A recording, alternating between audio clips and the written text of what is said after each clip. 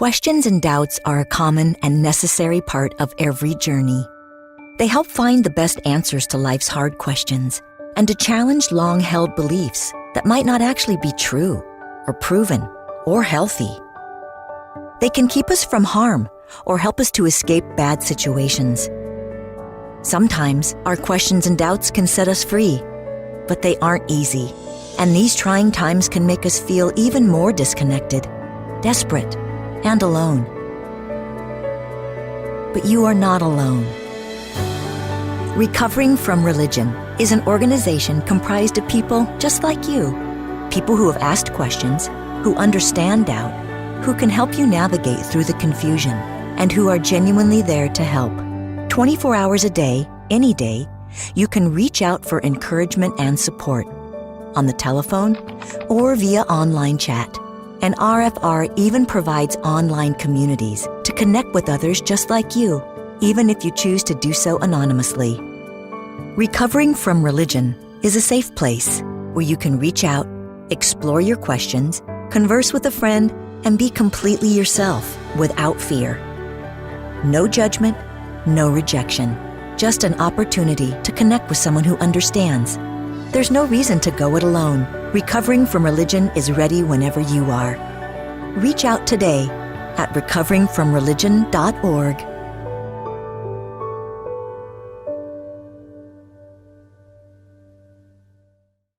So everyone, welcome to RfRx. I am, like I said just a little bit earlier, I'm really excited about this. I am your co-host for today. My name is Eric Wells, and I am the support group director for Recovering from Religion. And with me is Amaya Perez, and she is the online programming coordinator for Recovering from Religion. Hello and welcome. Okay, so before we get started, I'm going to launch a poll. You guys kind of know how this works. It's an anonymous poll. It kind of asks questions that get you in the mindset for the discussion today. So feel free to answer as honestly as you'd like. Well, let's say feel free to answer honestly because it's anonymous. All right, here we go. All right, Amaya, so why don't you tell us a little bit about what RfRx is? Sure. So RfRx is a series of weekly online sessions in which we invite guests to discuss different topics that are relevant to anyone who is involved in RfR. This is not a replacement for the helpline community or the support groups. It's more of like a complement to these sessions. And it's just a great way of providing help and advice to people who may be struggling right now. And in RfR, we have a mission statement, which is that we offer hope, healing, and support to those who are struggling with religion or non-belief. So, Eric, do you want to explain how we offer hope, first of all? Yeah, first, if you have any questions, comments, or inquiries about RfRx, we've set up an email, and I'm going to put that into the chat. It's very simple, rfRx@recoveringfromreligion.org. In addition to that, this discussion as well as all of the other discussions that we have RfRx will be and are found on the Recovering from Religion YouTube channel. And so I am going to post that into the chat as well. So if you like what you see, there's a ton of other great talks that we've had in the past. Now, to answer your question, Amaya, about RfR, Recovering from Religion, we offer hope, healing, and support to the people who reach out to us. The hope really comes from sharing and listening to other people's personal stories. You know, we're all into this together, and Recovering from Religion is interested in meeting you where you're at in your journey. So what we have set up is both a blog and a podcast to share those personal stories. And when I hear these stories, I kind of think to myself, well, if this person got through this and it's a similar situation to what I'm going through, then I can probably go through it too. So Maya, what about the healing part? Yeah, so the healing comes from our helpline, which is done via online chat or phone call. And here our agents listen with an empathetic ear and no judgment or criticism to any issues that you may have, which are related to religion or non-belief. It's completely confidential, available 24/7, and is safe. So it's a great resource to use if you're struggling with any of these topics right now.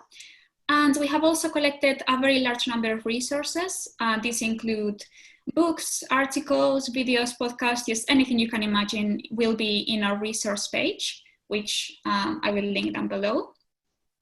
So that's recoveringfromreligion.org/resources.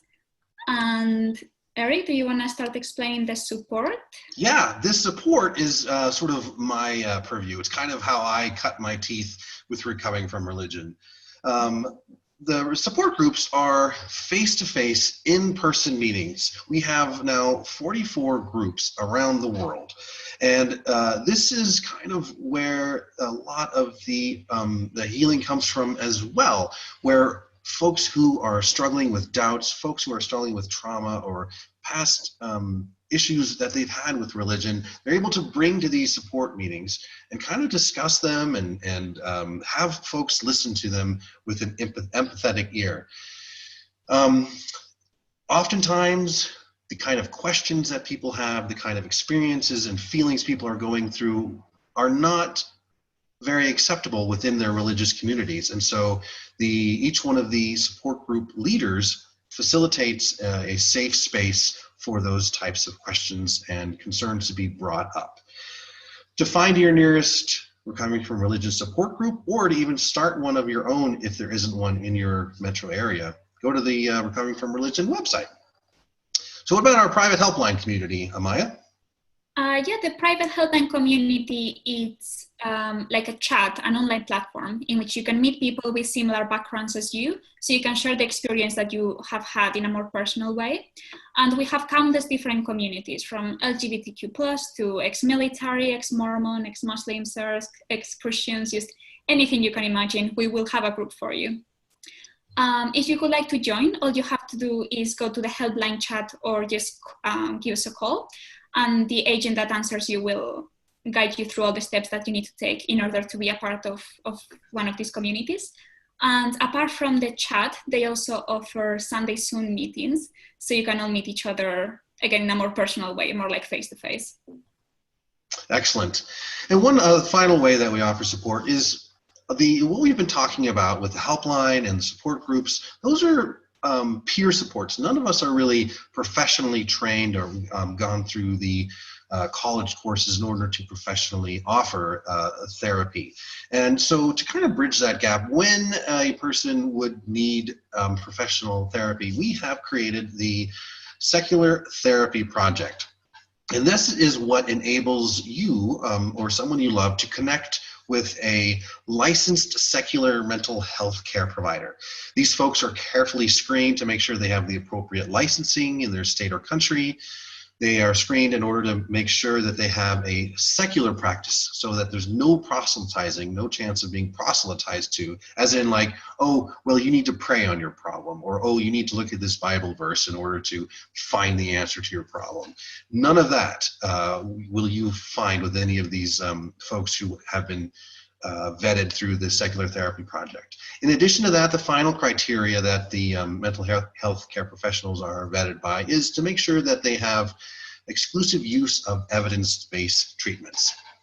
And there's one more thing that Recovering from Religion offers, right, Amaya? What's that? Yeah, it's volunteering, actually. So healing can also come from helping other people.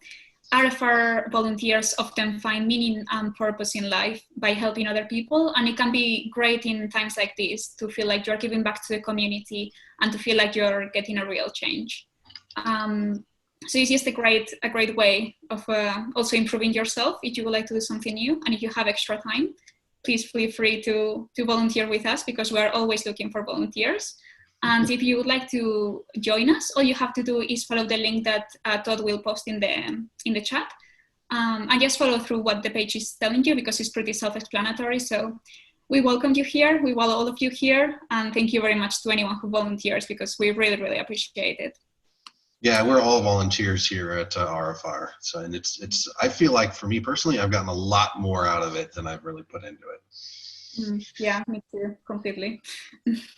Last week on RfRx, we had a unique, we kind of did a little bit of an experiment. We had what we were calling Ask a Therapist. And we had 3 secular therapists come on from the Secular Therapy Project. We had Casey Hodas, Rebecca Williams and Priya Westerband Otero, and they came on to kind of answer your questions that you would want to ask a therapist. So Maya, did you have any impressions that you wanted to share about last week's discussion? Yeah, I thought it was a really great, first of all, a really great introduction to therapy, because they explained the basics of what a first therapy session would look like, what to expect, how to find a good therapist that fits for you, or even if you have a child who is going to therapy, what should you do as a parent to make that process easier and better. For me, the two most important things, or the most things that I thought it was more enriching for me, were that they removed the stigma from therapy, because a lot of people think that you just go to therapy if you're crazy, and that is completely false. We should all go to therapy at least once in our life, I think. And they also gave us this idea that you can look for the right therapist for you. So if you don't get it right first time, that is absolutely fine. It doesn't mean that there's anything wrong with you or with that therapist. Maybe you just don't click together, and all you have to do is just keep looking. And I thought that was so good, because I think that a lot of people try therapy once and then it doesn't work for them, and they just give up on it. And it's just a massive loss, because you can get so much from therapy. Yeah. What did you think, Greg? Yeah, I totally agree with everything you said, but I also kind of came away with that there are therapists out there for specialized situations too, specifically like a sex therapy. I come from the construction background, and so I was able to relate it to different subcontractors. Like, we've got electricians, we've got plumbers, but they can't really build a whole house. They can only do part of the house. And so once they kind of were discussing about the specialists who do some specialized therapy, it's like, oh my gosh, I can totally get this. It makes complete sense. So yeah, I really enjoyed it. So if that sounds interesting to you, you can find that RfRx on the RfR YouTube channel. All right, so to talk a little bit about, we're going to get to the main event, because you don't want to hear Maya and us and I yammering along. But to get to the main event, we're going to have a discussion for about an hour. And tonight's discussion is going to be about how race and injustice affect mental health.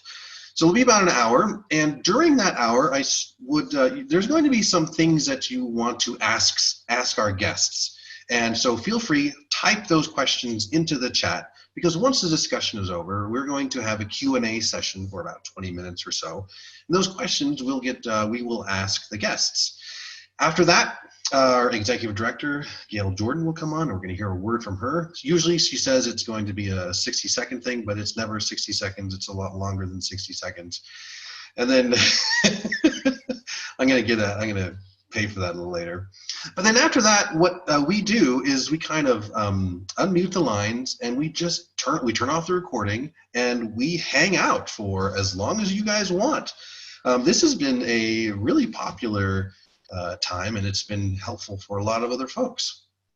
So Amaya, why don't you do the honor of introducing our first guest? Absolutely, thank you. So first of all, we have Mandisa Thomas, who is the founder and president of Black Nonbelievers. She currently serves on the boards for American Atheists and American Humanist Association, and facilitates the Morrow GA chapter of Recovering from Religion. In 2019, Mandisa was named the Freedom from Religion Foundation's Freethought Heroine, which is a pretty amazing thing, and was the recipient of the Secular Student Alliance Backbone Award. So thank you, Mandisa, for being here, and welcome. Thank you once again for having me. We also have with us this evening Candace Gorham, MALPCS. She's a licensed professional mental health counselor. She's also a former ordained minister turned atheist/humanist activist. She's a researcher and writer on issues related to race and religion. She's a member of the Black Humanist Alliance Advisory Board, the Secular Therapy Project, and the Clergy Project. Candace is also the author of the Ebony Exodus Project, Why Some Black Women Are Walking Out of Religion and Others Should Too. Candace and Mandisa were two of the 5 fierce humanists in the July-August 2018 issue of the Humanist magazine. I got to read that article, that whole magazine. I was like from cover to cover. It was really, really good. And both were featured on the cover, and they were the main topic, the main articles. Also joining us tonight is the Executive Director of Recovering from Religion, Gayle Jordan, and the President and Founder of Recovering from Religion, Dr. Dale Ray. Everyone, welcome. Thanks, Eric. Thanks. Hey, welcome everyone. I thank you for those wonderful introductions, Eric and Amaya. I'm happy here too. When I was approached about doing this, this talk, I realized that I had to have one of my best cohorts in this movement do this with me. And because, I am a practitioner and organizer in this movement, and have also worked with those who have a more clinical background, it was best for us to combine forces, especially on this subject, this subject this evening. Now, we are here to discuss something that is at the forefront of our current events. We are now in another cycle of racial and civil unrest, which has now expanded from the United States to the world. We had the entire world shouting and stating and exclaiming that Black Lives Matter. Now, this is a subject that some people may not think pertain to the secular community, or that it may not affect as many of us as they may think. However, they would be incorrect. And so, in order for us to discuss how these things have affected us in our everyday lives, how they've affected us societally, as well as how they can impact our mental, emotional, mental, and overall health, it was important for us to discuss how these things actually pertain to us within our communities. And I'm happy to have Daryl and Gayle join us for the special session because we find it's extremely important. Candace, before I get into the session, are there any words you wanted to add? No, I'm just ready to go. Let's go, man. Let's get at it. Talk about some racism. Let's go. Yeah. I'm ready. So and mental health. Yes. So this discussion, this topic may be a bit sensitive. It may be a bit uncomfortable for some of you, but guess what? As uncomfortable as it is for you to hear it, just try to imagine how uncomfortable it has been for those of us from direct African descent to have experienced this, to have been affected by this in our society. And as we come into the non-religious community, and as we still have to deal with it within our own community. So we want y'all to put yourselves in our shoes for a moment, but also try to understand how this may impact you more than you realize. So now I'm going to share our screen. I'm going to share my screen for the PowerPoint. Going back to the beginning here. So the title of this, the title here is How Racism and Injustice Affects Our Mental Health. And so I'm just going to get into a bit about us. Now, we had the introductions already, but this is the cover of the Humanist magazine from 2018, the July-August issue. And as you can see, there's myself and there's Candace there, along with Sakibu Hutchinson. Some of you may know her. Some of you may know Bridget Crutchfield, affectionately known as Bria. And also Liz Ross. And there's also the five of us as we were standing together at last year's Women of Color Beyond Belief conference, which was sponsored in part by Recovering from Religion. Thank you to all of you for your support. And what's important about this is when Candace wrote her book, I remember when she first reached out in 2011. And we had the conversation because she was putting her book together, the Ebony Exodus Project, which has been extremely instrumental in understanding the trajectory of religion and how it impacts Black women in particular. And so I appreciate the long-standing relationship and working relationship that she and I have. It's also like a sisterhood because really, as it's more than just about building community, it's also about building up evidence-based resources for people who need to understand more about what we go through. So Candace, if you'd like to take a few more minutes to say a few words about this. Yeah, I think like Mandisa saying, but that sisterhood, that word sisterhood there is a big deal in terms of finding a sort of pulling together a movement, pulling together people.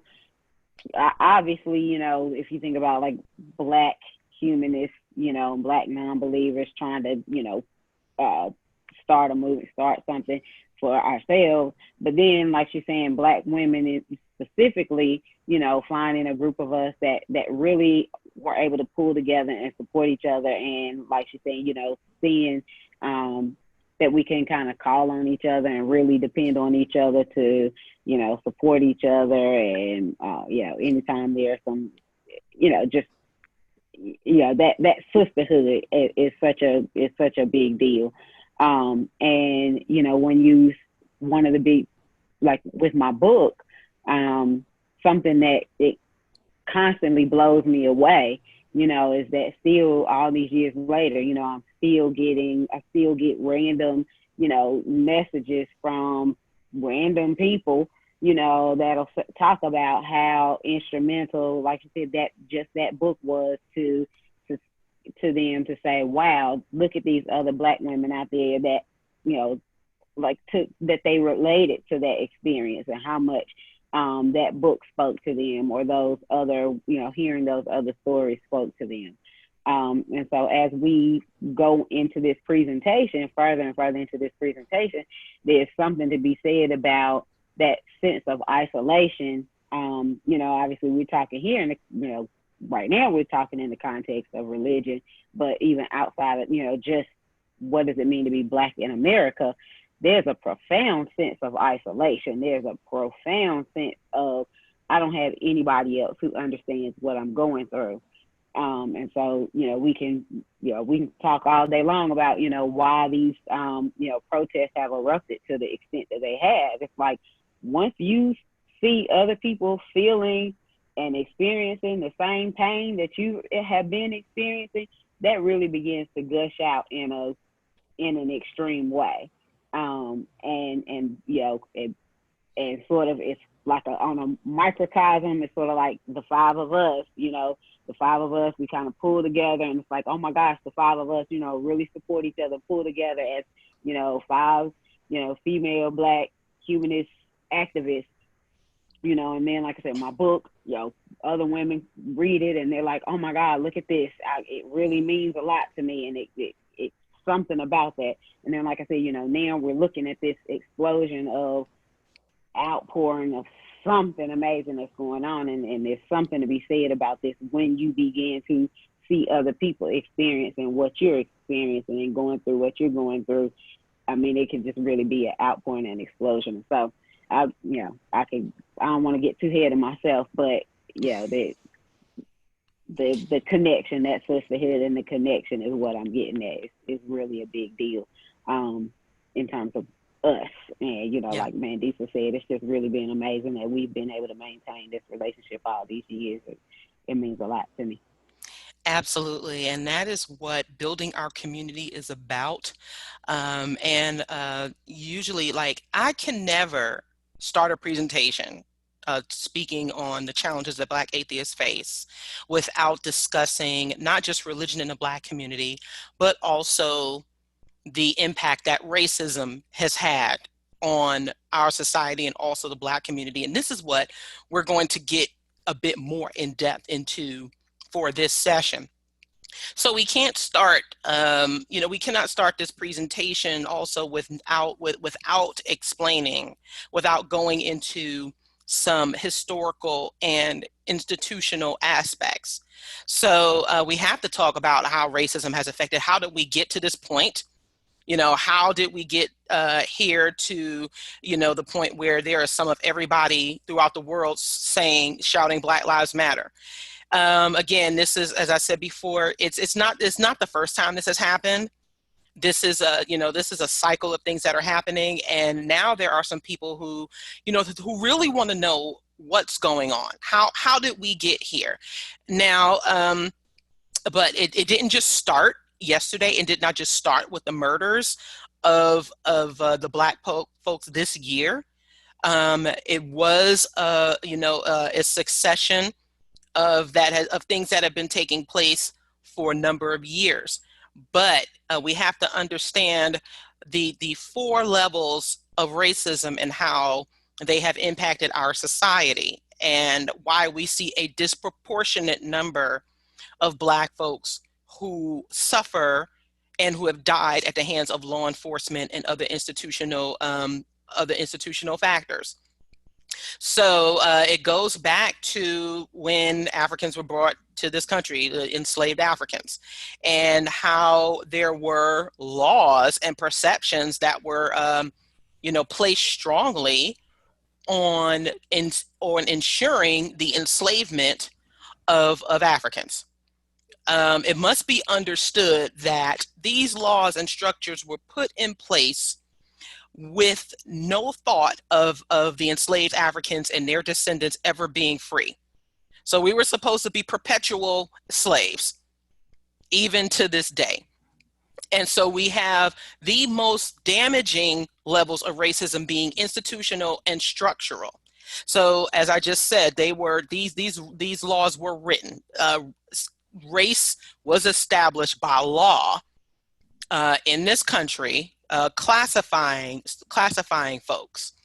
But then you also have it as to you have it as a practice during which filtered down during the period of legal enslavement, and then once that ended, and once Reconstruction ended in the 1800s, that was also instituted by Jim Crow laws, which were legal laws on the books, and which absolutely gave the dominant power the actual right to go in and destroy and terrorize businesses and people of color, i.e. Black folks.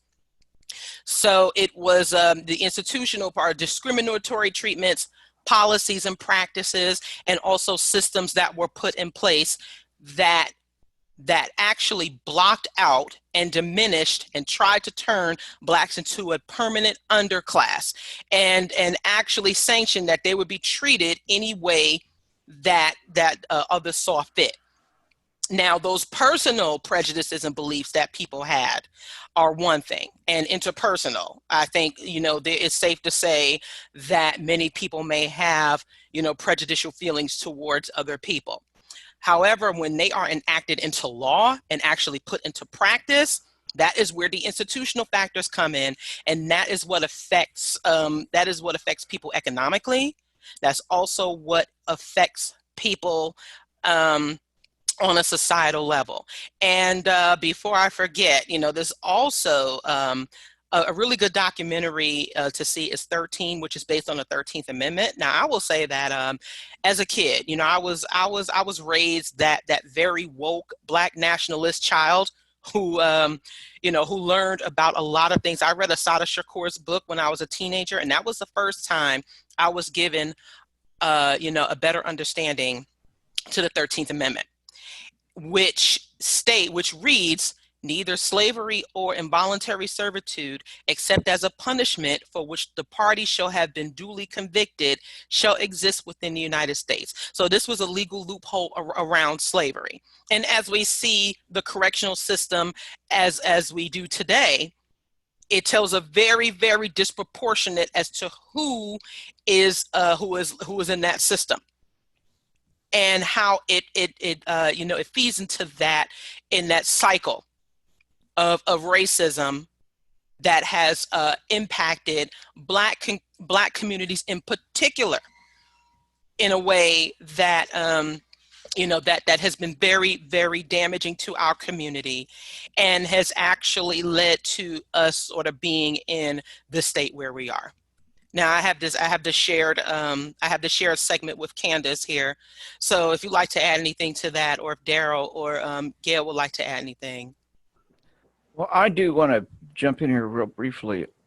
I as a as a person who's experienced this going clear back to the civil rights movement, there's something has made me something I wish I'd been introduced to early on in my life, and that's how do you step into another person's shoes and understand what's going on to them within our legal and institutional structure. And that has been kind of a struggle because I'm, of who I am. I'm an old white guy. I don't have firsthand access to some of that. So I found it's very important as I listen to what you're telling us tonight, Mandisa, how do I get into your shoes? How do I get in Candace's shoes? And see what would it be like if every time I see a cop to have cold sweats and wonder if I'm the next victim from them. So that's kind of where I'm coming from, and that's what I think the value of this can be for all of us, no matter what our status in this society is. I think when Mandisa mentioned the 13th documentary, I remember when it first came out, everybody was saying like, don't watch it until you're ready to, like you're gonna be angry. You're gonna be angry when that thing goes off. Like, don't watch it until you're ready to like really sit down. And it was so true. Like, I was crying and I was mad and I was angry and I was just like, even though it wasn't necessarily stuff that I didn't know, but there was plenty of stuff that I didn't know, but I was, and so how to relate to that, I don't know. You gotta like really immerse yourself in this information and let yourself feel angry all the time. Like, I think that's the thing is, I think white people cut it off before they start to feel that much anger, because they start saying like, I don't understand why black people are so angry all the time, or that it's not that big of a deal, or they start to kind of wall things off before they feel the intense emotion. And one of my friends, she's German and she lives in Germany, but I'm met her face to face. She, like, when I used to live in Bermuda, she couch surfed at my house, so I know her face to face, and we've maintained friendship since then. And she was commenting on something since all this has happened.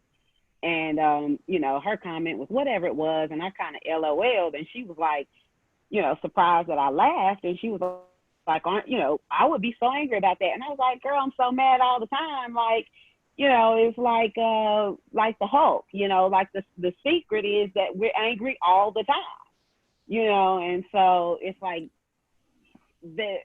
I don't know how to, other than to say, give in to every time you come across something that you have a negative emotional reaction to, give in to that negative emotional reaction and say, yes, this makes me angry. Yes, this makes me whatever, because that's how we feel all the time, and then how do we figure, how do we get by with it? How do we deal with it? I don't know. We go back behind our closed doors and say, I hate white people. They get on my fucking nerves. Like, that's how we get over it. Like, I don't know how we get over it. We just live with it. What I think about, what people have to realize is, like, people get surprised about like racism still existing or what.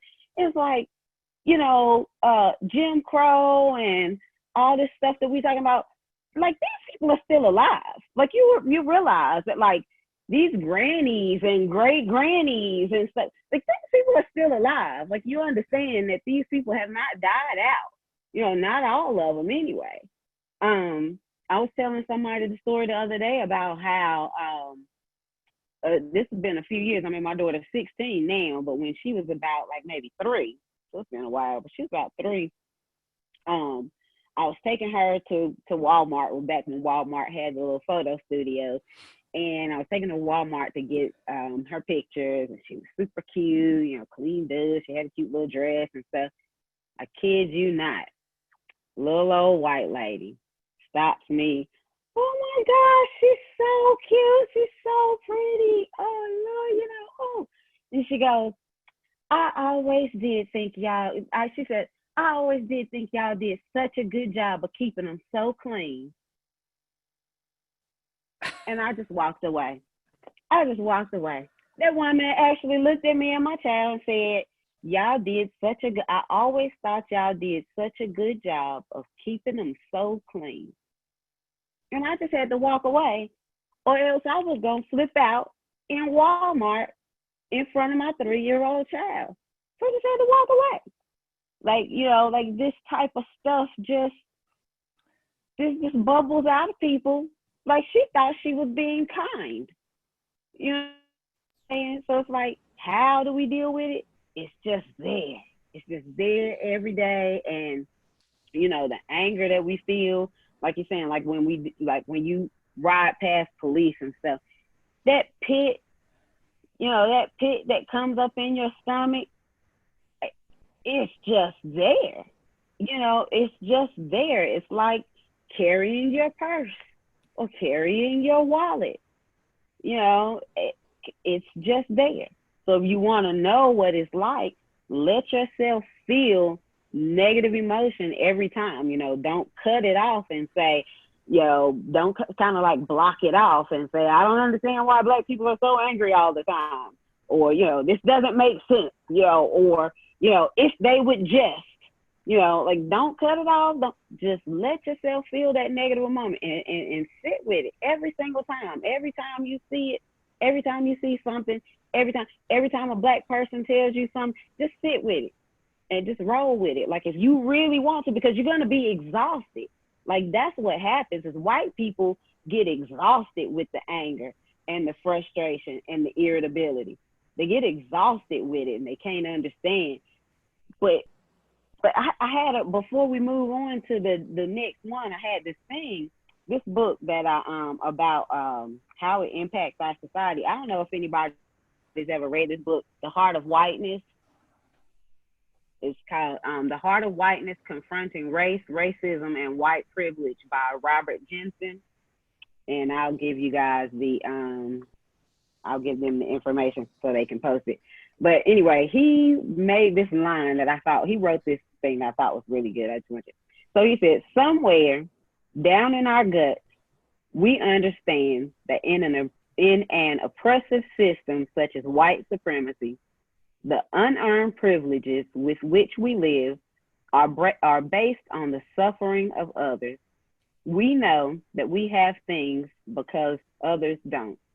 We may not want to give voice to that feeling, but it is impossible to ignore completely. And it doesn't feel good, in part because to be fully human is to seek communion with others, not separation from them. And one cannot find that connection under conditions in which unjust power brings unearned privilege. To be fully human is to reject a system that conditions your pleasure on someone else's pain.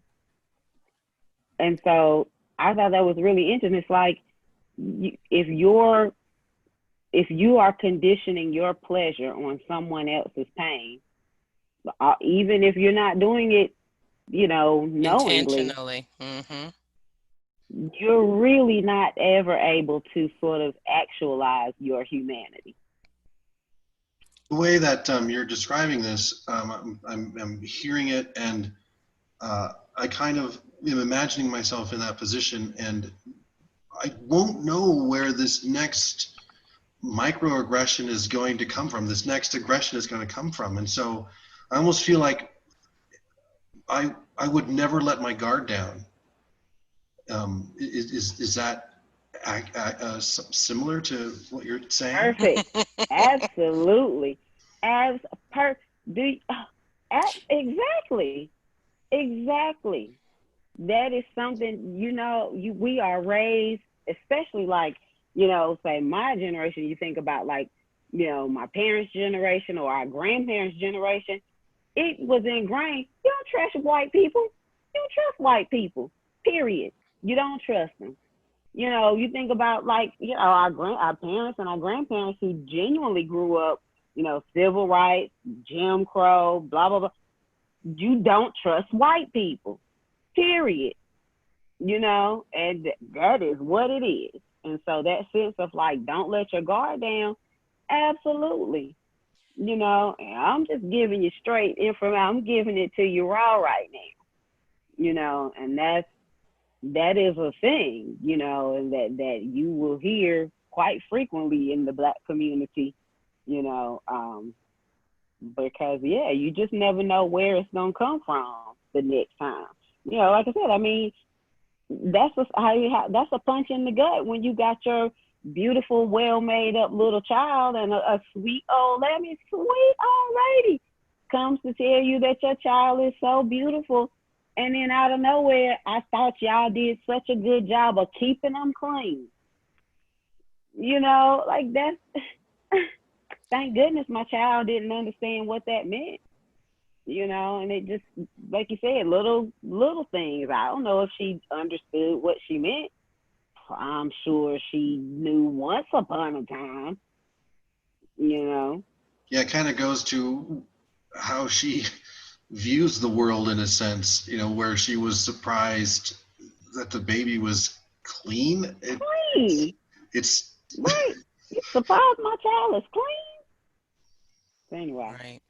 On to the next slide. Right. So as we go into this, and I'm gonna add to what Candace said about the extreme mistrust for white people, and this is, we're speaking as a collective here, but the psychosis and the psyche of racism is it takes on a number of, it affects us in a number of ways, and not necessarily overtly. It's not so as overt as some white person saying the N-word to us anymore, you know, or it's not as someone, it's not as implicit as someone, or explicit as someone actually physically holding us down. So it is a whole system. I don't want to say ecosystem, but it's like, it's a whole system in itself. And how we got to this point is, so there is this paradox within the Black community that as much as there is a mistrust for white people, because there have been so many things that they have committed against not just other marginalized communities, but also themselves, there is also this subconscious want to emulate white supremacy that we deal with in our communities. And this comes from psychologically being conditioned to think that Black is ugly, Black is bad. Like, you might think, don't I keep my child clean? Like, wow, my child must, someone might internalize that. So there have been generations of Black folks that have subconsciously internalized this idea that Black is subhuman, or that is less than, because of conditions that were forced on us. And even though the Black community has a long history of resilience and success and such, but even in these conditions, we're still having to deal with workplace discrimination, with other socioeconomic issues that, even well-dressed or well-spoken Black folks could still get shot or killed by law enforcement because they don't care what your education level is. They don't care what your background is. All they see is your skin color. And so this, again, has been woven into the fabric, especially within these United States. Now, there are issues with, across the diaspora, across the world, with people of darker skin. But as these, I contend, and I'm sure Candace would agree, that there is definitely trauma and post-traumatic stress disorder from having been enslaved and having to deal with segregation, having to deal with terrorism, and having to deal with all of these these disadvantages within our communities. And there is, especially as we see with this pandemic, we see that there are more Black folks that are affected by the COVID-19 pandemic more than any other demographic, and that is because medical facilities in our communities are still subpar. There is still a limit on healthcare, and then we do have higher risks. So all of this poses the system of racism, institutional and structural, has just created a huge stress and mental factor on our communities in general.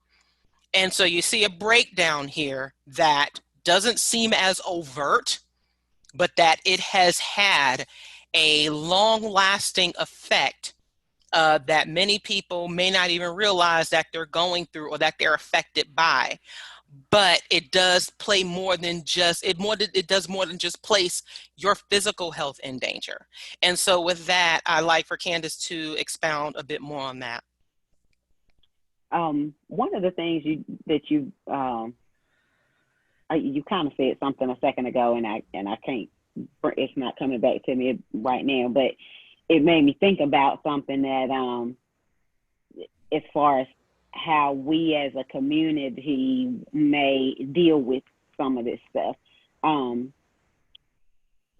know like something the internalized supremacy.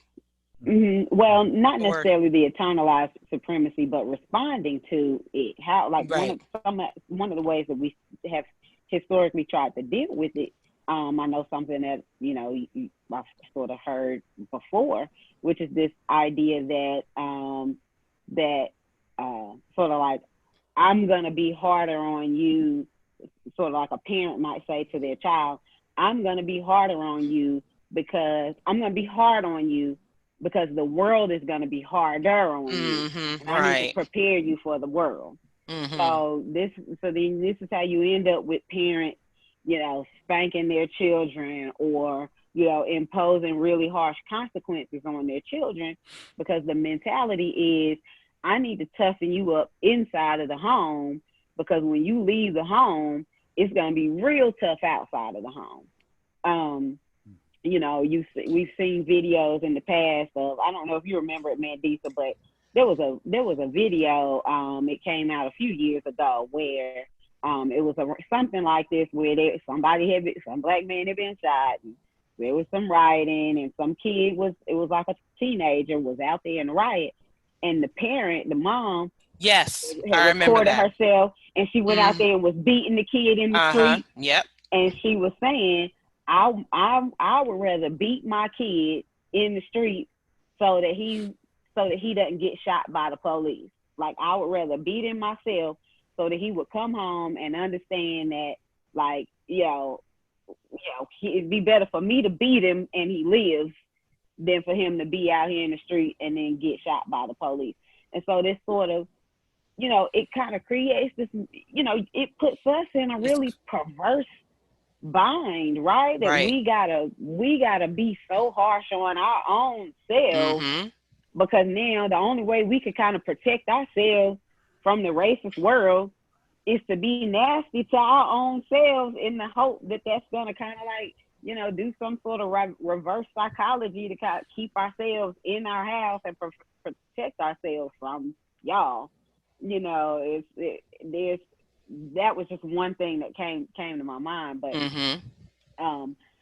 this, as far as the racism itself, I mean, just in general, like you're saying, I mean, the PTSD of it all, you just never really get to, I mean, obviously the basics of, like, depression and anxiety and those types of things, that come about from it. It impacts our kids so much. I mean, my daughter goes to a school that's something like 65% white, 70% white, something like that. I mean, she comes home with stories about some teacher said something about, Black people have to be thankful for slavery or else they wouldn't be here. Or, I mean, you know, like just crazy stories about racism and stuff. And I think, well, she was telling me about how the teacher who made that comment in a class, it was like her friend who was in the class that comment was made to, that the teacher that made that class. So her friend is coming back and telling her, you won't believe this comment that my teacher made. And it impacted her friend so much so that like he ended up staying out of class for like 2 days. He didn't come to school for like 2 days because he was so, you know, hurt and distraught and, you know, scared to go to class. I don't know, you know, but it has, you know, you have to think about on a significant level. You know, obviously there's the internalized stuff, there's the day-to-day things, there's the things that you can't see, you know, and every time there's things like shootings and stuff, I mean, I know even for myself, I get nervous, you know, when I see police, and I'm not doing anything illegal. You know, my tags on my car are good. You know, I'm not speeding. I'm just in the grocery store shopping. But I see cops and I don't want to see cops. They make me nervous, you know, and you know, this racism, I mean, just sometimes I get to a place where during times like this, where I just feel like I just want to be among my own people, where I feel like I don't have to explain myself. I don't have to be looked at funny. I don't have to worry about, am I going to be called a name? I don't have to be worried about a cop doing anything. Like, you know, it's times like this become so overwhelming to so many people. And it just becomes this chronic stress. You know, like, you know, as we see here, I mean, that chronic stress, as we know, can have a lifelong impact on our health, our physical health, even when you're the healthiest person. You know, I mean, this is going to impact your cardiovascular health, your health in every kind of way. And like I said, you know, from a mental health perspective, you know, I'm a big proponent of, I think Amaya, you might have said everybody should see a therapist at least once in their life or something like that. I'm a big proponent of everybody seeing a therapist at least once in their life, you know, and unfortunately, you know, the Black community can be a little bit resistant to, you know, seeing a mental health professional. They can be a little bit resistant to taking medication. But I'm a big proponent of seeing a therapist, taking an antidepressant, taking an anti-anxiety medication if necessary, because it's a rough world out there for us, you know. And so you add on top of that, on top of the issues that, you know, add on top of that resistance to the treatments that are available to us. You know, you kind of have this double whammy. But, you know, like I said, I'm a big proponent of, I mean, I might be a little bit biased as a mental health professional, but I definitely recommend that everybody, you know, experience it once in a while, even if you don't have any major issues going on, even if it's just, you know, because I just want somebody to talk to. Right. And that is definitely a part of understanding the systemic and structural and institutional racism and the aspects of, you know, receiving that help even within our community, because for so long it was actually denied as an option. It wasn't even considered an option for, you know, for a lot of Black folks. So in trying to get to that point, that is also how racism has affected mental health, especially amongst Black folks. The fact that it has taken so long for people to realize that it is an option, So, you know, that's also what we're talking about here. So moving on to the next slide, and the challenges of addressing racial injustice, especially amongst non-believers. Now, we consider ourselves a more progressive community because we have liberated ourselves from our religious belief. We no longer believe in this oppressive God. We no longer believe in that particular entity that seems to gain pleasure off of our pain, right? That Candace just said. We realize that this entity that many of us have let go of. And now I consider myself a bit fortunate, more fortunate than others, that I didn't have to recover from religious indoctrination. I did have to unlearn indoctrination, but you know, not that part of it. But the challenges of addressing racial injustice are oftentimes the white privilege elephant in the room when it comes to the secular community. Now, it's no secret that most of the community, as we see visible, is still predominantly white. It is still predominantly white represented, and most of the community prides itself on its, you know, its intellectual capability, you know, how well learned and how read they are, especially as it pertains to philosophy and as it pertains to the God concept and religion and how harmful it can be. However, there tends to be sometimes a willful ignorance of other societal issues as it pertains to institutional and structural racism that has allowed this sense of the system of white privilege to flourish. Even if you are, you know, even if you are secular and non-religious, there is still that aspect of whiteness that may prevent you from seeing other, you know, other areas of what other people have gone through systemically in this country. We also deal with a number of people who are too colorblind. You know, they're so stuck up on race being such a social construct and that it isn't a real construct, that we're all human beings, which technically is true, scientifically it's true, but we cannot ignore how the classification of race has, you know, has affected all of us in this country, but has also affected Black folks disproportionately. Those social and societal structures have been very, very damaging, have had real and long-term consequences for our communities.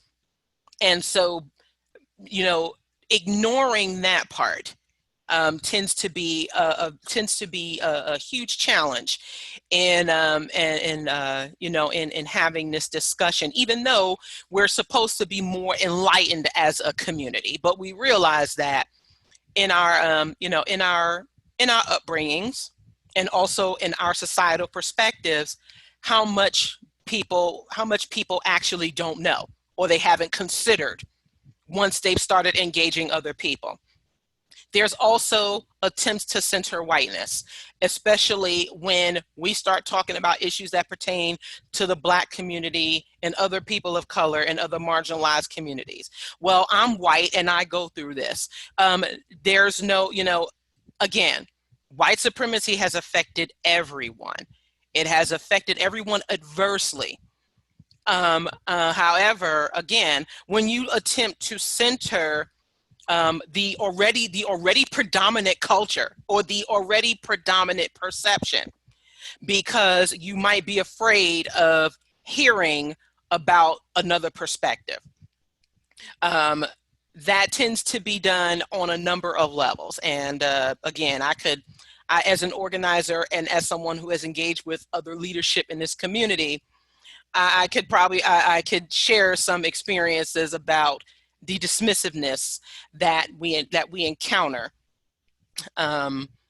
you know, in dealing with this subject in this community, and as the burden of proof falling on us, falling on Black folks or people of color, you know, people wanting to know what's going on. They want to know how can they learn more, but when, you know, when we talk about it and when we're frank, when we're honest about it, you know, people take personal offense You know, it's as if we're speaking directly to you that you did something wrong, which most of us aren't. It's about understanding what has happened societally and what has happened systemically, and that there is some accountability on the white collective on what has happened to people.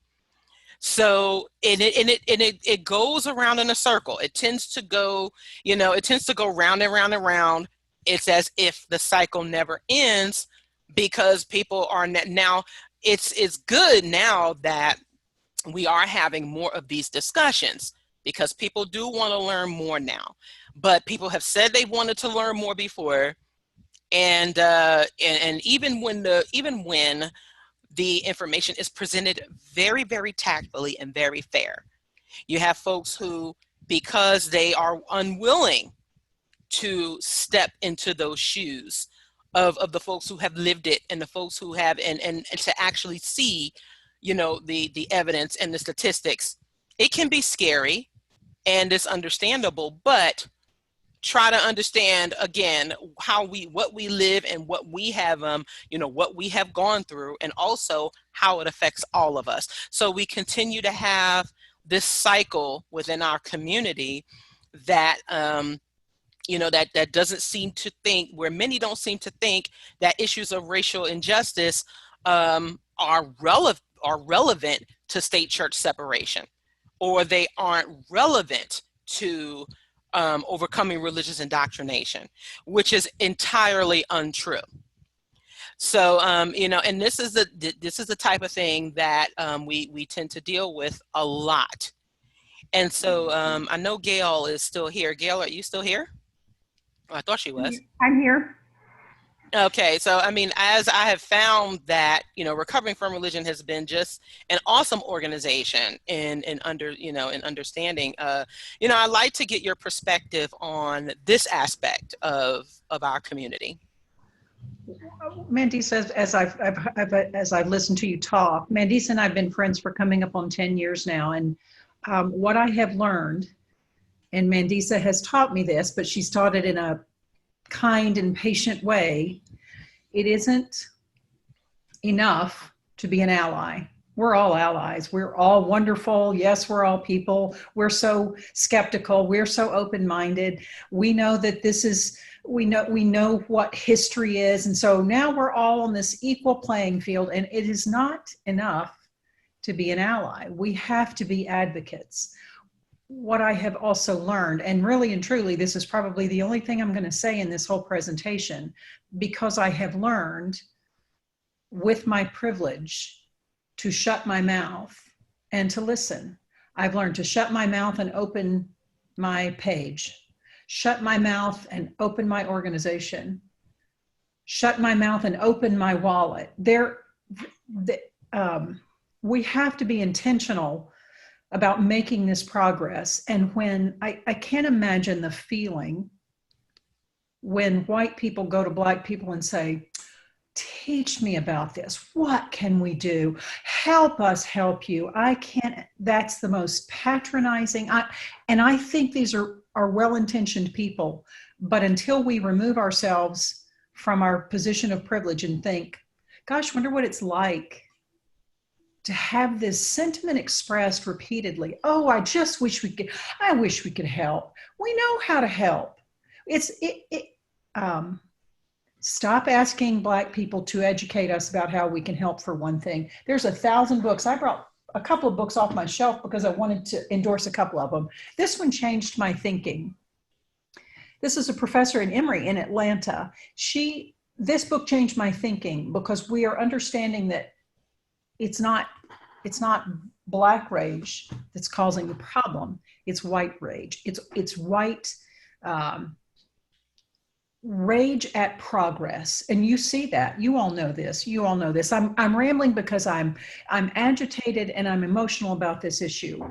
We have to be intentional about this, and we have to be more than just open-minded, peaceful allies. We have to be advocates. We have to be aggressive about trying to resolve this. We have to educate ourselves, and we have to do the things we already know to do, which is elevate those voices of people of color, which is support the organization, support Black nonbelievers, support any organization of people of color, Hispanic nonbelievers, anything we can. We know to do this. And so I'm going to now take my own advice and shut my mouth and turn it back over. But Mandisa, thank you for giving me the opportunity to speak. And I just feel, thank you for giving me the opportunity to speak. Oh, you're welcome. I think this is good for us to be interactively having this conversation. Once again, of course, Candace and I are leading this as, practitioners and as a mental health therapist and as an author. It's important for us to, to have this conversation. So, confronting our biases, and I know we confronting them. Can I just jump in real quick? This is your section, Candace. Go for it. Well, as far as like why we can't, one of the reasons why it's hard for this community to, deal with racial injustice, like there's somebody in the chat right now that's just having a whole fit about, sort of censoring their Irish heritage and how their Irish history, is, I guess maybe they're trying to equate it to the African experience. But, you have to ask yourself, the Irish became white somehow, right? Somehow they became white. If they were other initially, somehow they became white. Somehow they became okay, because they're certainly not Black. They're certainly not of the despised groups today. So, this is the reason why it's hard to fight this kind of fight. When you have people who, again, in this movement, right now, we're in a space trying to discuss this sort of thing, and they just still absolutely cannot stand it. Right? No. Right. My people. But now my people experience the same thing. Just, your people are white. In 2020, your people are white. They are not being shot in the streets. You know what I'm saying? They are not being beat down. They are not having their necks held to the ground for almost 9 minutes. So, it's not the same. And if we want the this movement, the what are we? The non-religious, the humanists, the more enlightened, right? If we're supposed to be the enlightened ones, we need to be the ones listening. And this is exactly what Mandisa started out saying, right? That we start out thinking, and like humanists and stuff start out thinking like, oh, I've gotten rid of my religion, and so I'm much more enlightened, I'm further along than everybody else. But then, we still come back around and people still have those sorts of mentalities and those sorts of attitudes and that sort of thing. So, right. Anyway, I said to say that. But yes, and this goes into confronting our biases, even as it pertains to other groups and other nationalities who may have experienced discrimination in some way. Now, no one here is denying that. I'm a history buff, so I know that there have been, I've read up on, the fact that there have been, like you said, the Irish have went through their, periods of discrimination within the United States or in other parts of the world. So have other cultures. But when we are talking about systemically over the course of centuries, having been subjugated and oppressed by other factors, mainly motivated by how the darker you are, the worse you're treated. And this has resulted in generational wealth accumulated by the United States based off of centuries of enslaved labor, centuries of exploiting people. And again, with the mentality that was sanctioned by the Catholic Church, that these darker skinned people were never going to be free. They were going to be perpetual slaves forever and ever. And so there is a much more detailed psychosis that people need to understand about that and how this relates to the issues that we deal with today. So we have to confront our biases, and also how religious indoctrination may play a role in that. Because there was a saying that the most segregated day of the week is Sunday. And we also must remember that the Ku Klux Klan, which is a terrorist organization, prides itself on also being what? A Christian organization. And so these things very much overlap. They very much go hand in hand. And it's important that, as we stated here, that recovering from religion also includes recovering, or at least trying to recover from those ideals and from those systems that come along with them, like racism, classism, and sexism, because again, you find that they mirror in these religious ideals. And so, yes, Candace, this is mostly your slide, though.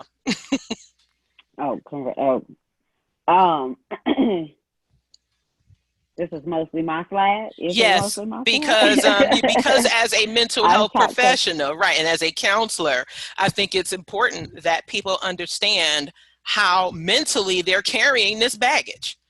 I think, well, again, what we're talking about, all of it is, I think all of this rolls into, everything that we've been talking about, right? That if you're going to confront your biases, you've got to be willing to self-reflect in an honest way, right? When I'm working with my clients, self-reflection when I'm talking to them, when I'm working with them,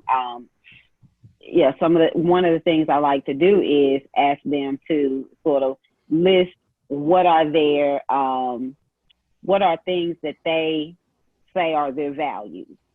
And then I like to have them, sort of also talk about their behaviors. And then we look at, how do their behaviors align with their values, right? Are your behaviors supporting your values, or do your behaviors, help you achieve your values, or whatever, right? Because if your behaviors, if I say I value being healthy, but I never exercise or I never eat healthy food, then my behaviors don't align with what I say are my values. And so as far as confronting your biases, that's something that, you can do as a sort of like a private self-reflective type activity, right? Look at what are your values, and then how are your behaviors aligning with them, right? It could be things like what Ms. Gayle is saying there. Are you financially supporting organizations that do secular social justice work? Do you participate in any kind of, do you do anything secular social justice related at all? Or do you just, share memes? Because if you say you support secular social justice movements, you do these things, you care about it, you this, that, or third, but you literally do nothing, then your values and your behaviors aren't aligning. Right. And then, as far as, looking at how your religious indoctrination, can actually play a role into, into your history with your racism, classism, sexism, and stuff. Obviously, at least from, sort of our Judeo-Christian, religious, religions, that's obvious how those, the foundations that Old Testament, that God of the Old Testament, was a very racist, classist, sexist, all of the above God, right? And so if you bought into any of that to any significant degree, it's not hard to see how that got into you. I know, for example, for me, One of the things that when I was a minister and when I was very active in the church, one of the things that was very big to us was the whole idea of submission, that women had to submit to their husbands. If you didn't have a husband, you had to submit to your father, that sort of thing. Like, that was a huge deal. I'm not married anymore, but once when I was still married, my husband and I both kind of came out of religion at the same time. We were both deconverting at the same time. But that was something that we were having to figure out how to shake off, this whole idea of, what did this sort of submission thing really mean, and like what was our relationship with or without, submission.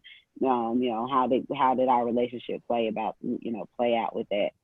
And so you got to, you really got to assess those things. And of course, again, as a mental health professional, I'm going to recommend that you go and, see a therapist, that you go talk to somebody. But it just depends on what level, where are you, right? Are you really working through trauma? If you're really in a traumatized place and you're still really working through traumatic experiences, that sort of thing, then you need to be working with a therapist. That's where you need to start out right now. Yes, maybe doing some activist work might help you sort of channel some of that energy, but you really do need to be healing yourself, because you can get into activism and actually end up doing more harm than good if you're not taking care of yourself. But if you're taking care of yourself, you're feeling pretty good, and you're just really ready to kind of confront those biases, this stuff like this education is key. Come in and participate, come into conferences, coming to Black Nonbelievers conferences, reading the books, these sorts of things. Like, all of this stuff, the education is key. I'm big on education. I'm always going to say educate yourself. I'm always going to say get some therapy and educate yourself. Those are always going to be my big things.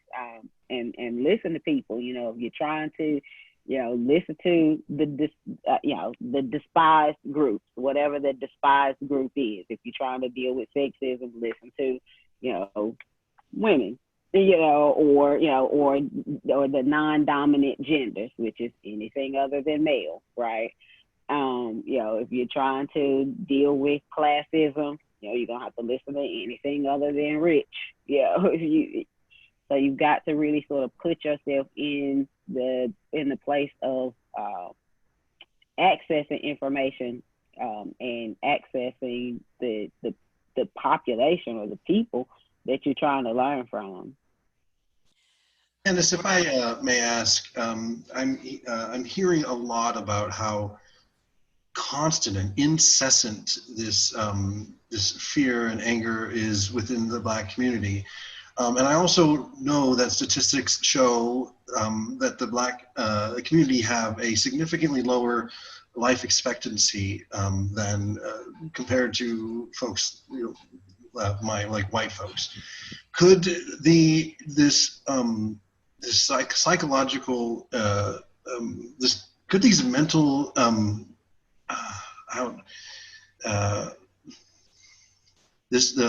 all of the fear and anger that is that the Black community face on a daily basis, could that be a big portion of why life expectancy is so low?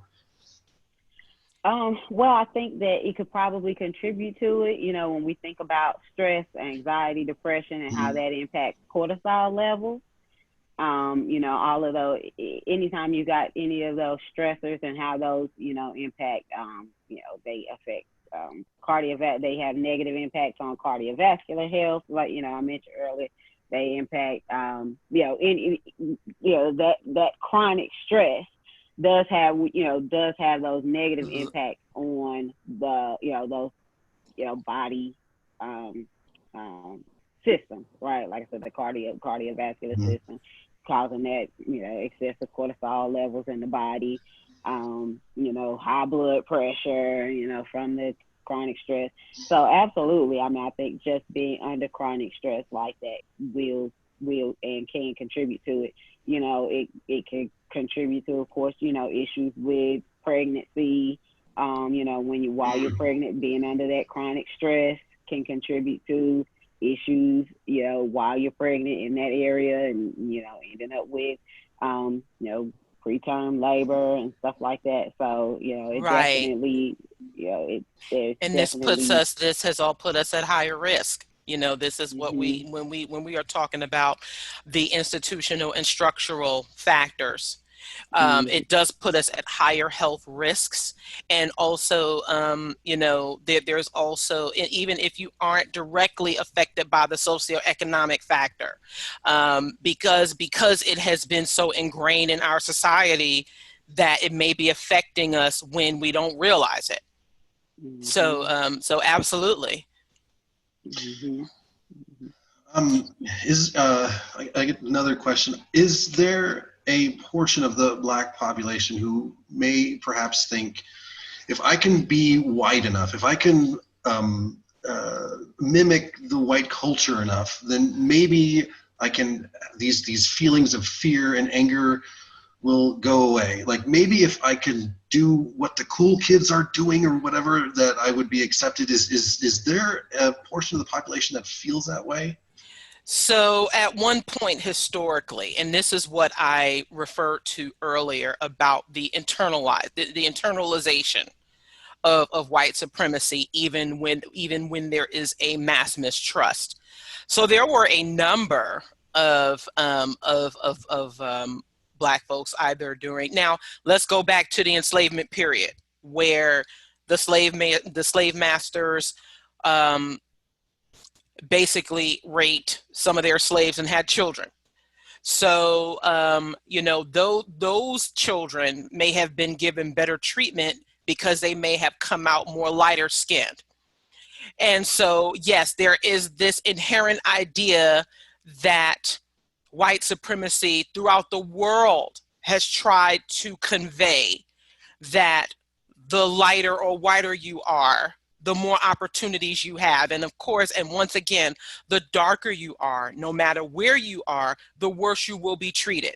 And it used to be more overt, but now it has become more internalized. So yes, there probably is there are maybe a significant portion of Black folks who have internalized this idea that perhaps maybe if I was white, then I wouldn't have to deal with this. And that comes from, years of being oppressed and subjugated, because, there's this idea that we enjoy suffering, and I don't, that isn't true. Who enjoys actually being, being oppressed to where to where you have to be worried about your livelihood. So yes, there might have been, we can definitely attest to whether it was said outright or whether it was through the actions of some of our grandparents or some of our other ancestors. Absolutely, that's a thing. But that is a result of the systemic oppression. I tell you what, I think you probably will hear a lot. Now, brace yourself. I'm gonna be raw. I think what you might hear is people saying, if I get enough money, right, I can get away from these niggas. Oh yeah. Because I can move to a nice neighborhood, I can drive a nice car, I can get to a nice gated community where I know it's gonna be safe. I ain't got to live I ain't got to worry about X, Y, Z, blah, blah, blah, blah, blah. You know what I'm saying? So I think maybe they won't say, I want to be white, but they're going to say, if I can get me enough money, then I can get away from the niggas. Yeah, it's a lot of internalized, definitely some internalization there. Yep.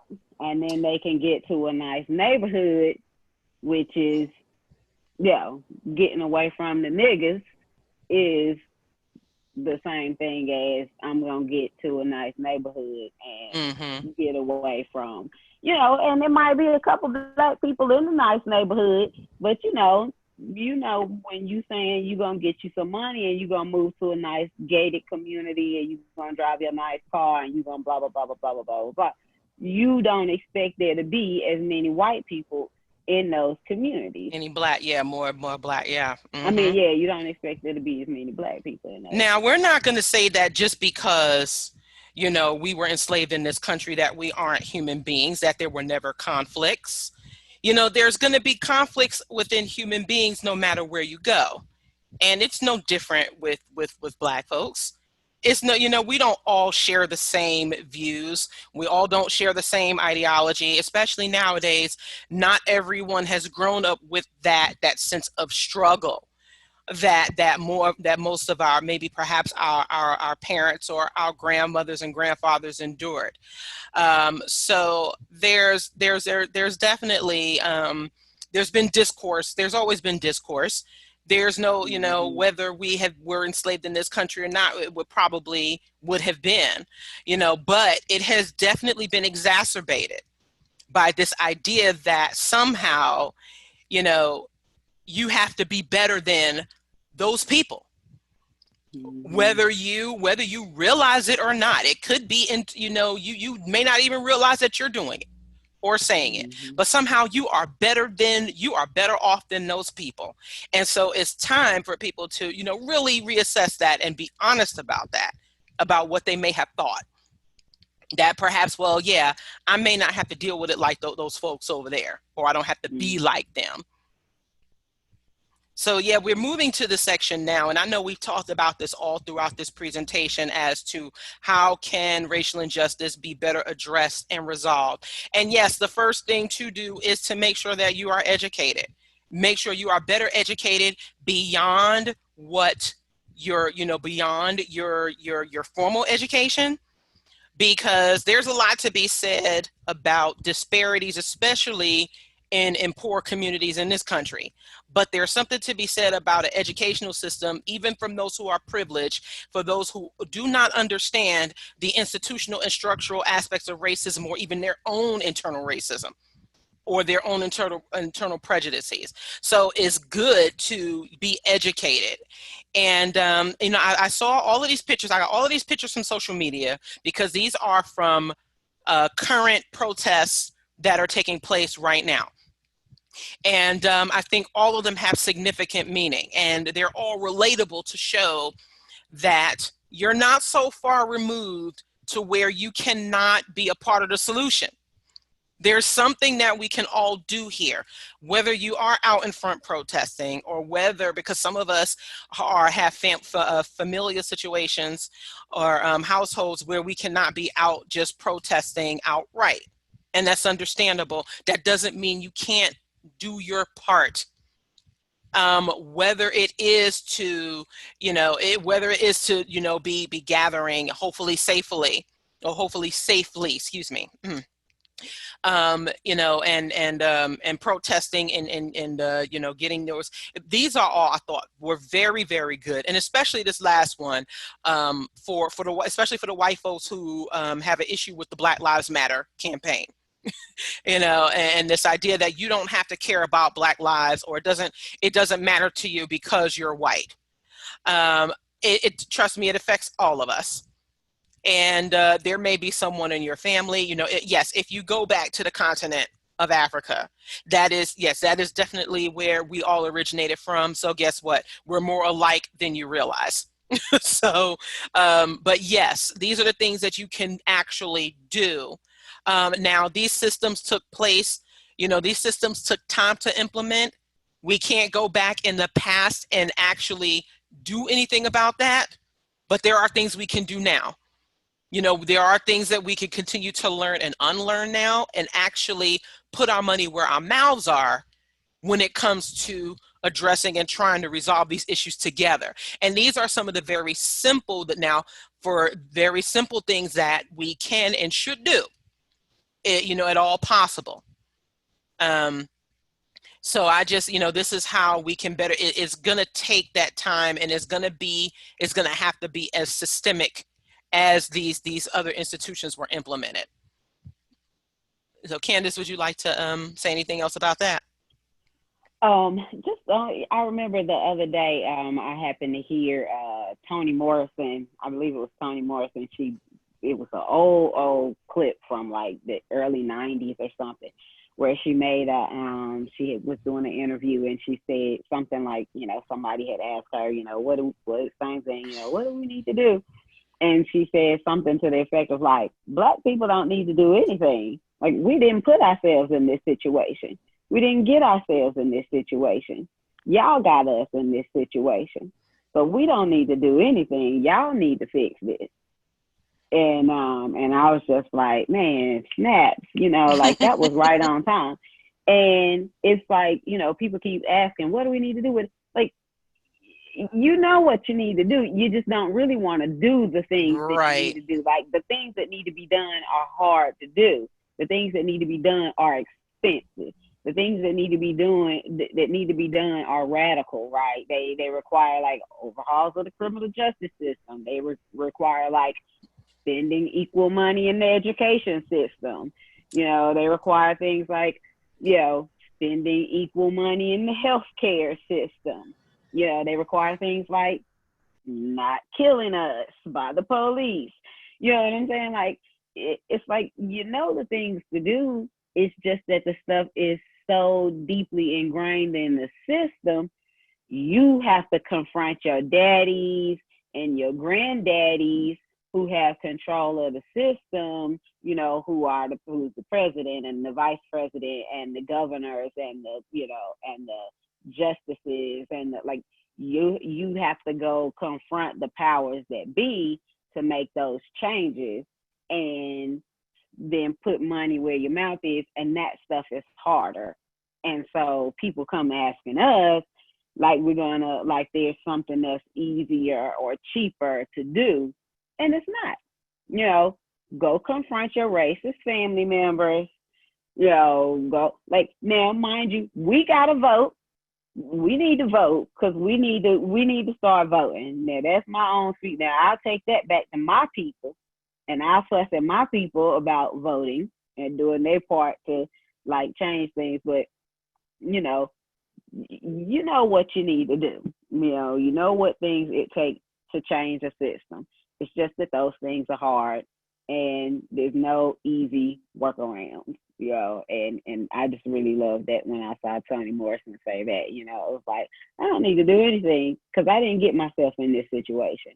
You got me in this situation, so it's not my responsibility to fix a situation that I didn't get myself into. Well, that's all. Right, and there's nuance, and there's a differentiation between, personal accountability in our lives, and then also the systemic Right. factors. So we need to Right. understand that what they are, and how we all play our parts in doing this. Because yes, Black folks have shouldered the unfair burden of always having to, for our blood, sweat, and tears first in building this country, pretty much against our will, for nothing. And then there is still this idea that, well, we still have to pull ourselves up by our bootstraps, even though, we weren't given any boots to begin with, or the boots we were given were run down. So try putting it in those, try thinking about it in those terms, as a collective community. So finally, I'm going to give some reminders here because I know we're running down on time and we want to get to the discussions. So yes, do assess your mental health. Do assess your mental health.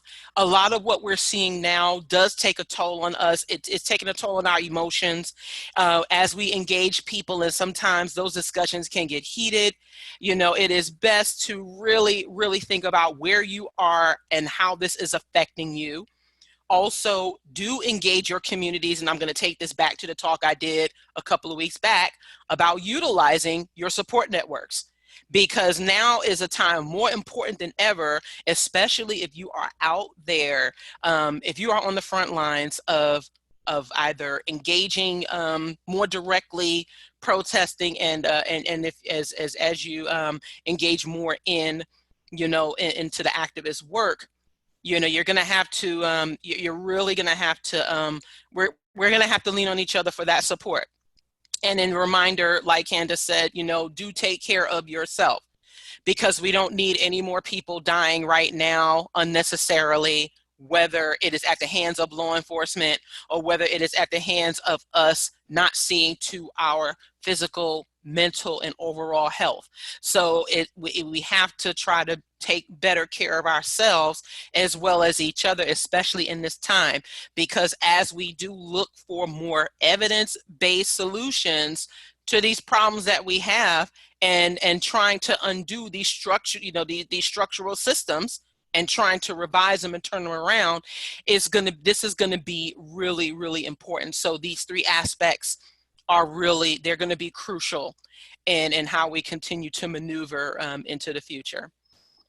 So if there is nothing else, we'd like to thank you all very much for joining us for this discussion. The chat room looks very lively.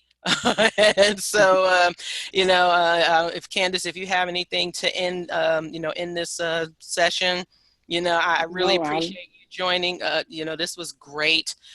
Candace is often one of our featured speakers at our events.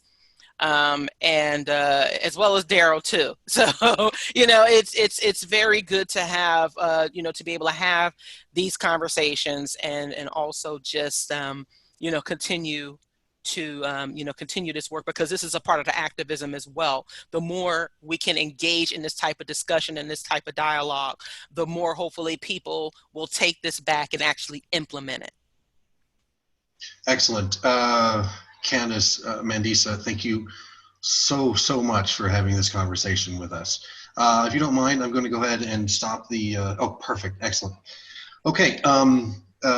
Again, thank you so much for joining us here. We have received a few questions.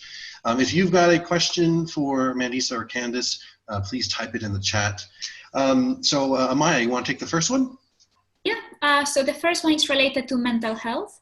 So the question is, how can Black people who may struggle to come out with mental health struggles in their communities, who may not be understanding of mental health issues, how can they do it in a way that is safe and that they're not going to get a bad reaction from them? So the question is, how can they come out about it? Yeah, so how can they share their mental health struggles in a way that is safe, that doesn't put them in danger of, either being made fun of or just getting like kicked out, not kicked out, but you know what I mean, of the community, or getting alienated? Well, first and foremost, you don't have to share anything that you don't want to share. If you're seeking therapy, or if you're talking to a mental health professional, don't share anything with anybody that you don't want to share, point blank, period. And then slowly over time, if you begin to feel the need to share, what you do, or, what you're doing sort of as a testament, sort of as a way to kind of encourage other people, then that might be something that you do. But just to sort of feel like you just kind of gotta do it because you gotta come out of the closet, so to speak. You gotta come out of the mental health closet. You gotta come out of the mental health closet. Yeah, nobody needs to know what you're doing or what you're not doing.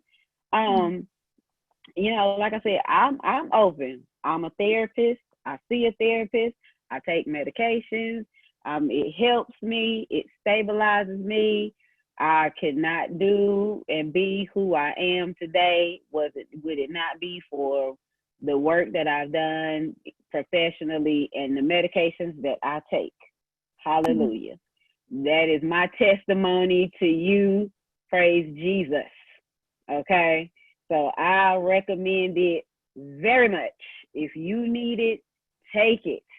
But do not feel like you got to say, when I first started seeing a therapist, I kid you not, when I first started seeing a therapist, and the first time that I ever took an antidepressant, I told, who did I tell?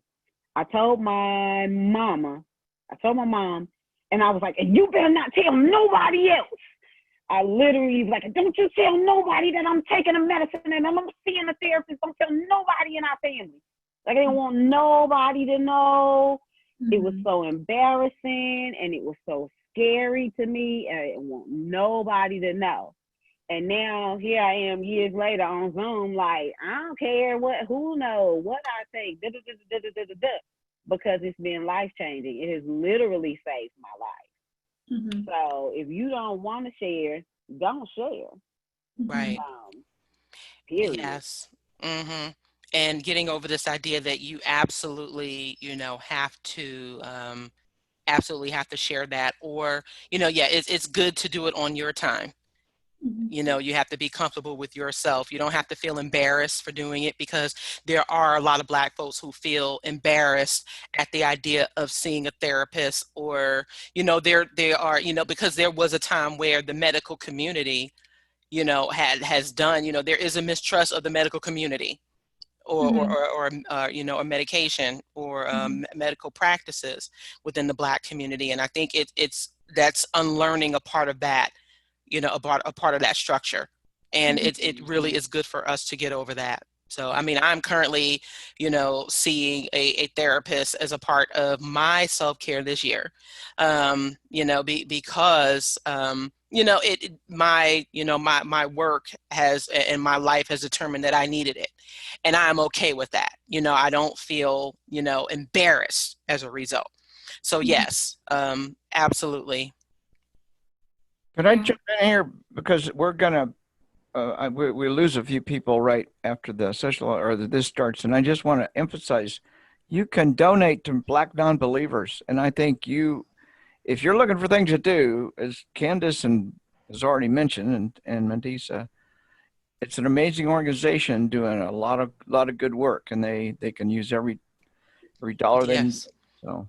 Yes, we appreciate everyone who has been donating to us, especially as of late.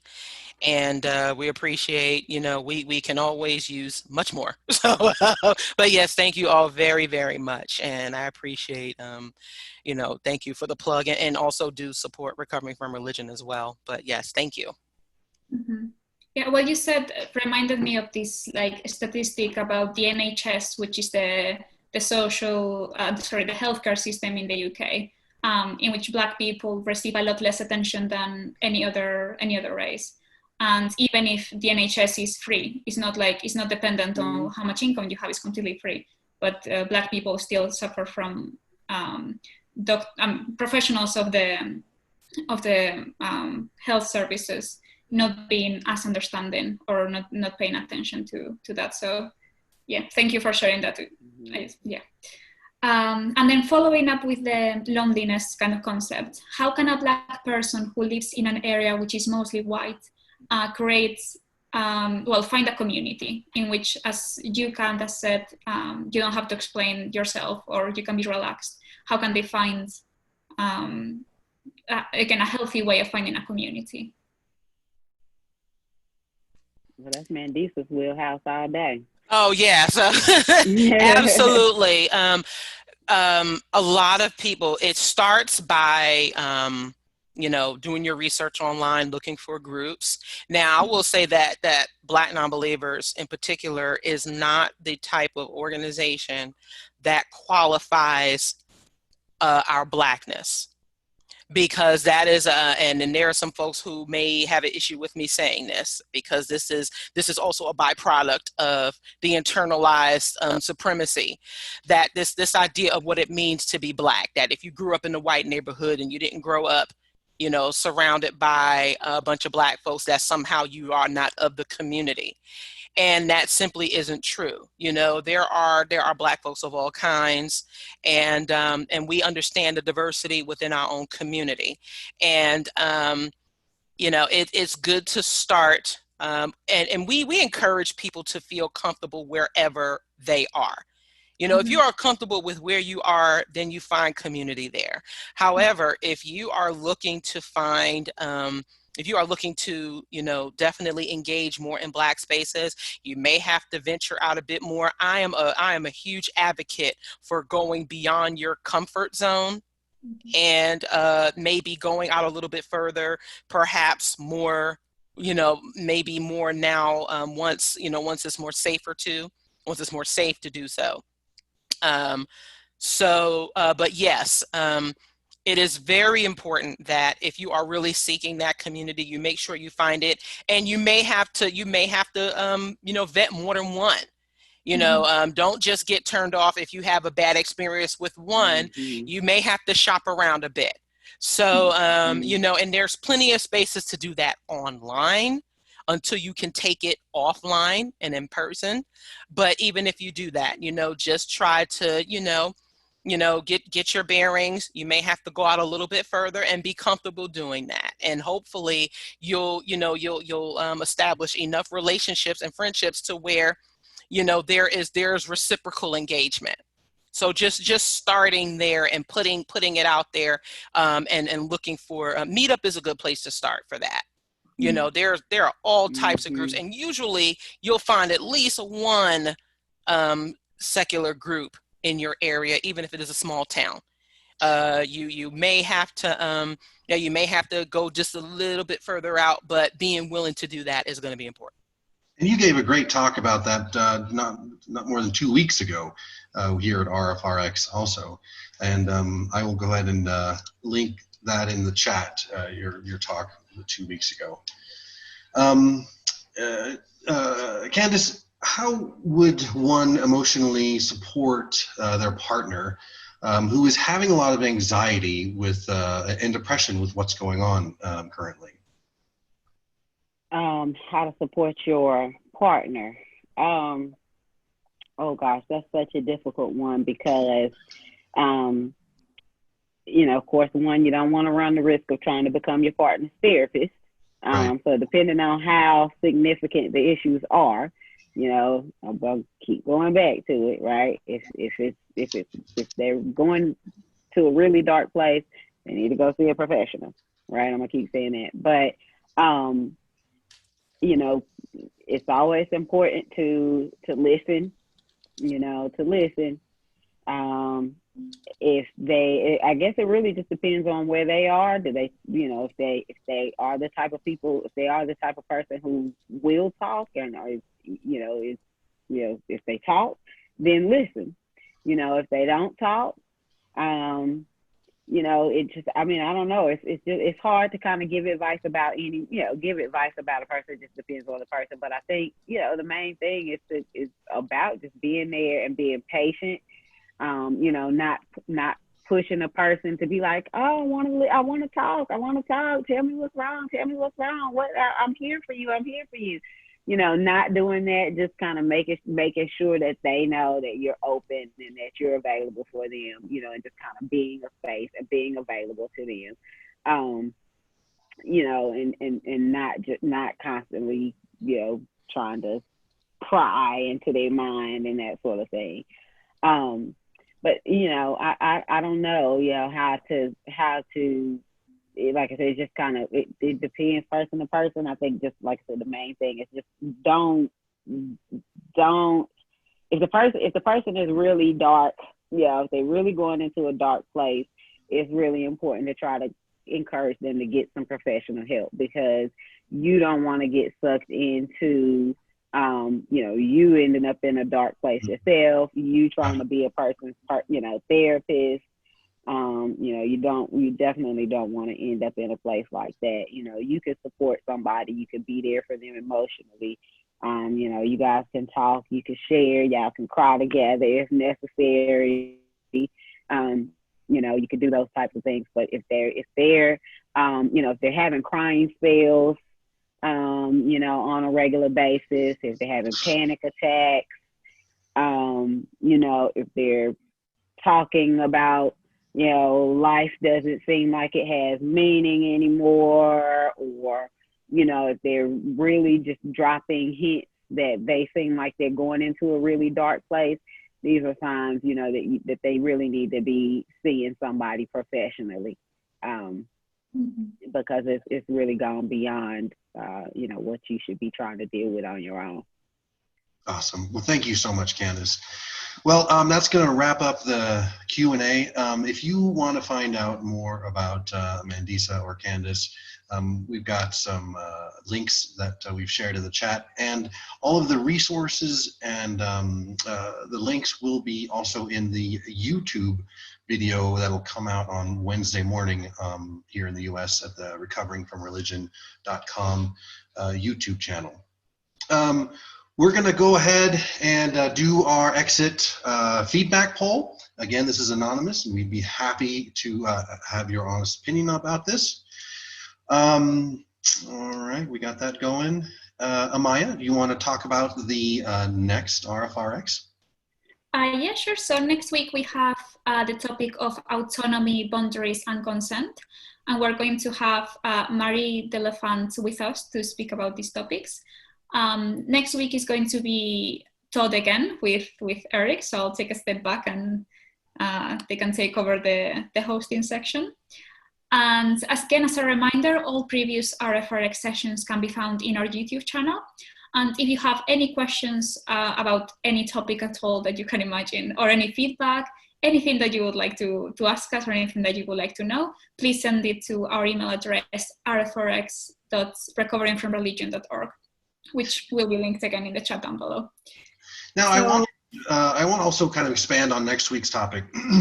It's about autonomy, and when coming out of religion, and a lot of folks, especially women, they've been told inside of their religion that their bodies are not their own. Their thoughts are always being watched, and their thoughts are not their own either. And so this is kind of what this topic is going to discuss: how to come to grips with your own autonomy and how to seek and consent and create boundaries for when it comes to relatives or family members or friends as to what you do or do not want to discuss or be around. So I urge you to join us for that next week.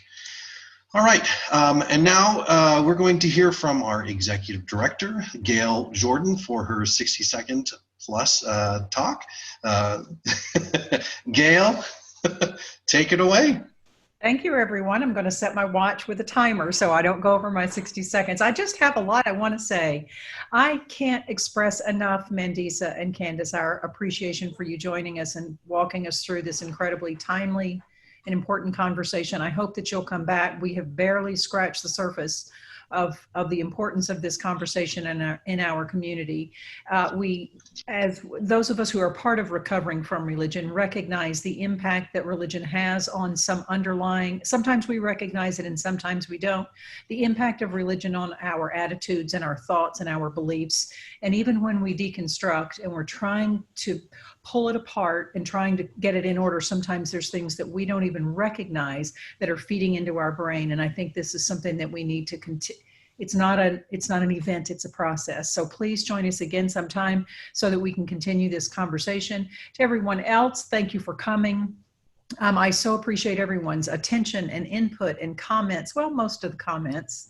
I'm so glad that you've chosen to join us. I want to do a real quick thing. Recovering from Religion, as you know, is a 100% volunteer organization. So if you are watching on your screens, maybe you can take a quick glance. If you've stepped away from your monitor, maybe you can take a quick glance. If you are a volunteer for Recovering from Religion, if you'll just put your hand up.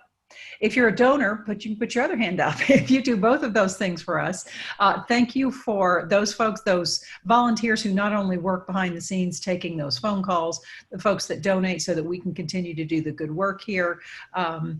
We are grateful that you're part of our team. And I'll tell you, from the inside of Recovering from Religion, it's an awfully good time. So if you feel like you're in a position to pay it forward, so to speak, we'd love to have you join us.